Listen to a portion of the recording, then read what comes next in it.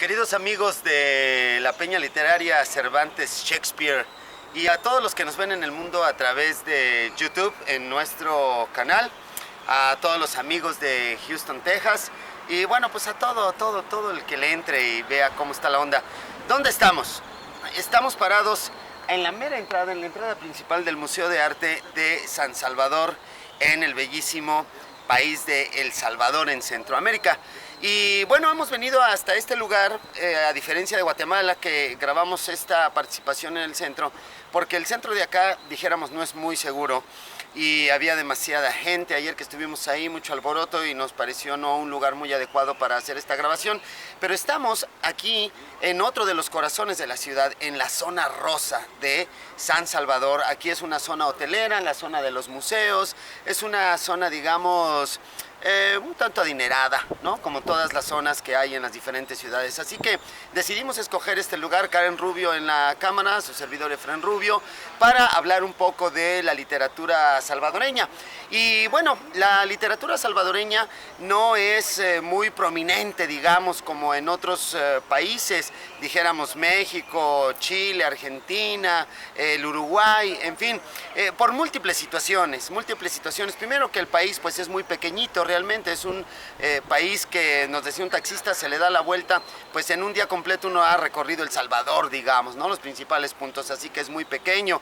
Y bueno, pues también la situación y las crisis económico-políticas y sociales que han atravesado esta nación, pues no han permitido de alguna manera el desarrollo pues amplio y vasto de la literatura, de las artes, de las diferentes expresiones. De hecho, ha habido un control muy fuerte sobre esto y es un país muy pequeñito, digamos, también en ese sentido, en cuanto a producción artística se refiere. Pero bueno, yo voy a compartir con ustedes ahora un poquito de la historia de la literatura. Luego vamos a ir a la parte moderna, digamos, cuando estaba el conflicto armado, la guerra que estaba suscitándose aquí en El Salvador, allá en los años 80, digamos, y luego vamos a repasar de manera rápida a uno de los más destacados poetas o escritores que ha tenido El Salvador. Son varios, pero yo decidí escoger uno, ojalá y sea de su agrado. Y bueno, pues ahí está internet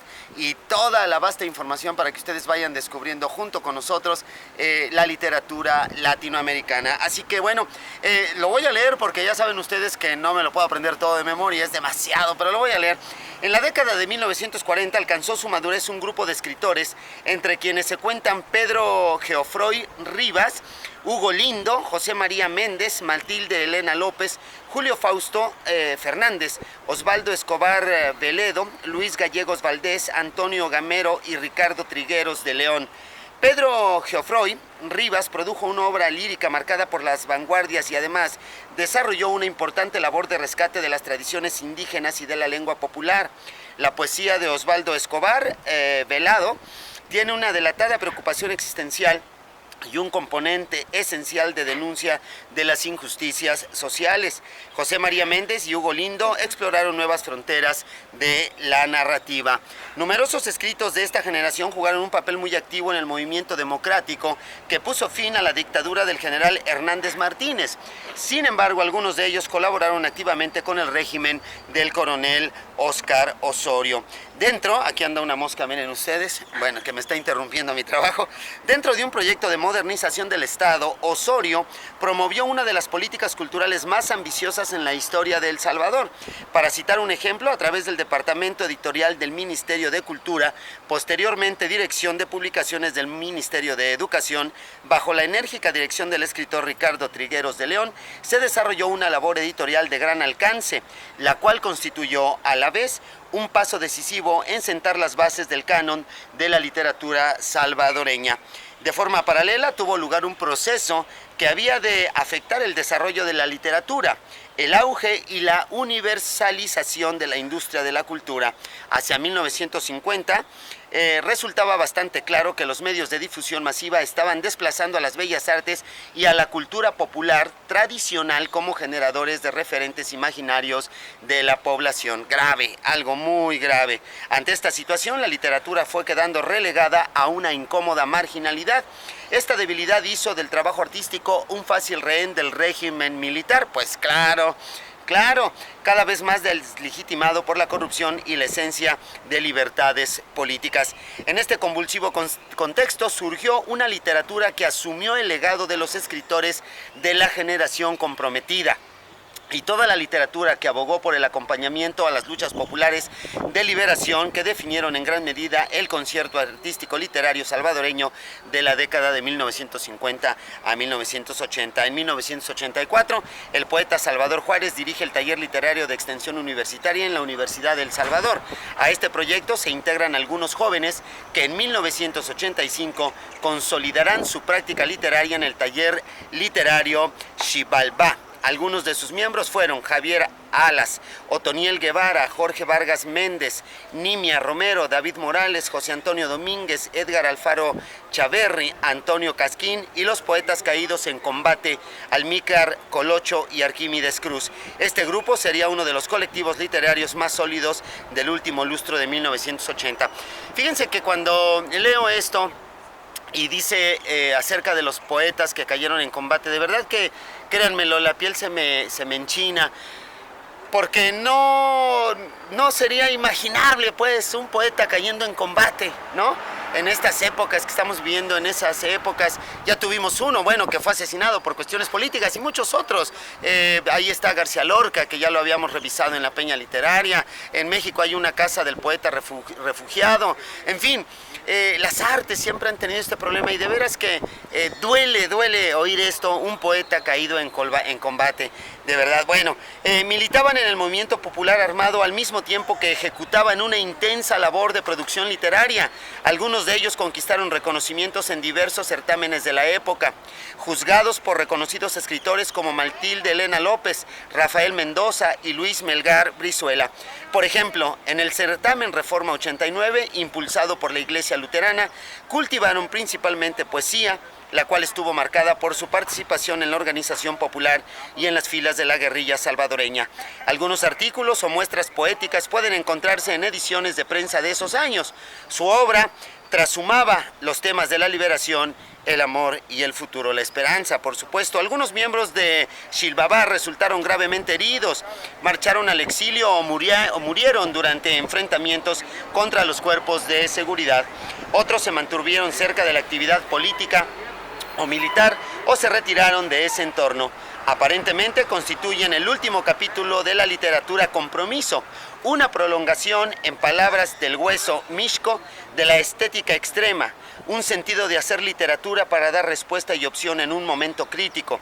Esta estética extrema fue labrada por la generación antifascista y la generación comprometida. El grupo se disuelve luego de 1992, aunque la guerra había cobrado su saldo en muertos y exiliados.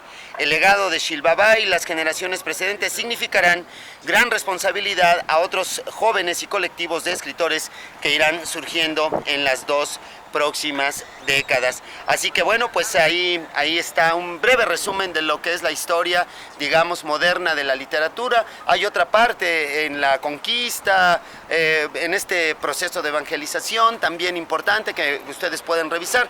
Yo he decidido hablar de esta parte, dijéramos, moderna, porque estamos situados en la ciudad y creo que eso me ha llevado a hacer esta selección, pero ustedes pueden investigar bien cuáles han sido los principales escritores de El Salvador.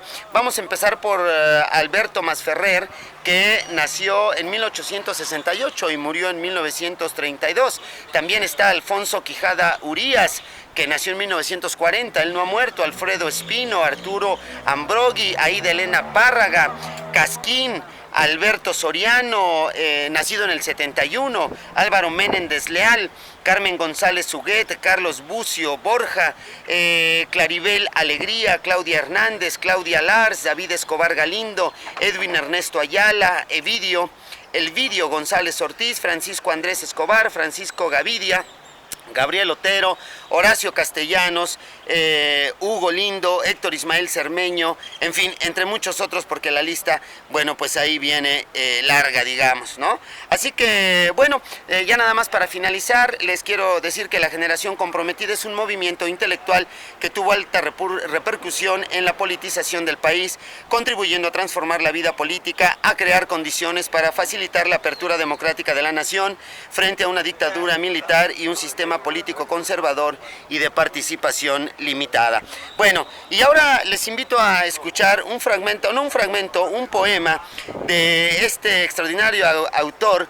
El poema se llama El Matadero y el autor es Salvador Salazar Arrué, Salarrué, él así como se firma, digamos, Salarrué.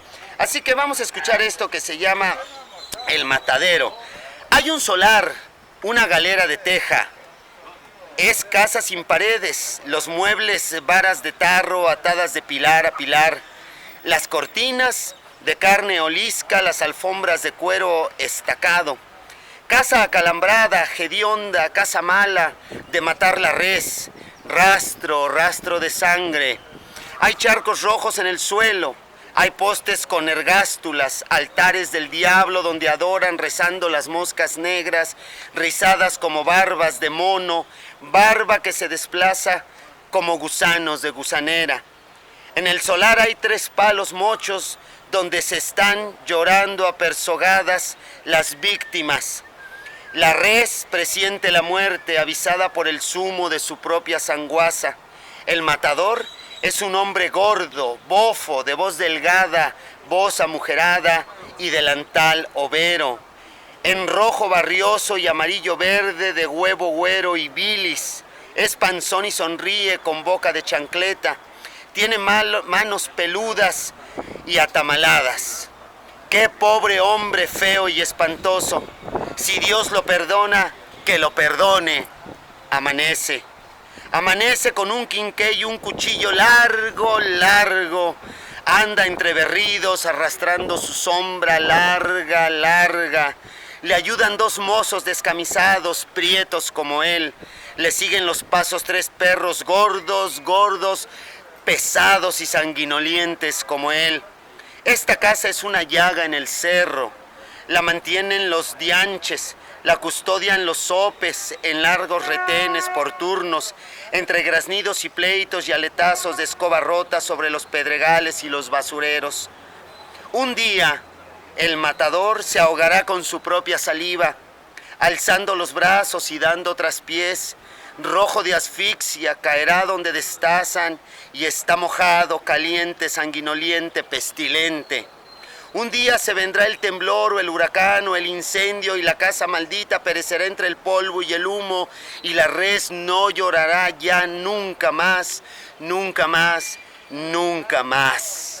Bueno, ahí está una extraordinaria obra poética, descriptiva, de este horror que es una casa de matanza, un matadero, como se llama el poema, y estas casas que siguen existiendo por todos lados, sobre todo en nuestra América Latina, ¿no?